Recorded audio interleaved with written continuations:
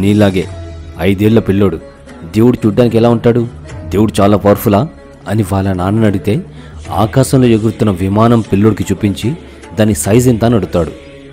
అది చాలా చిన్నగుంది నాన్న అని వాడి జవాబు. నెక్స్ట్ డేనే పిల్లోడిని ఎయిర్పోర్ట్ తీసుకెళ్ళి విమానం ముందు నిలబెట్టి ఇప్పుడు దీని సైజ్ ఎంతో చెప్పు అని అడతాడు.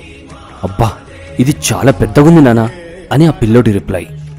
దేవుడు కూడా అంతేరా, మనం నాస్తికుడిలాగా మూర్ఖంగా ప్రవర్తిస్తూ దేవుడంటే నమ్మకం లేకుండా ఎంత దూరంగా ఉంటామో దైవం కూడా ఆ విమానంలాగే చిన్నగా కనిపిస్తుంది.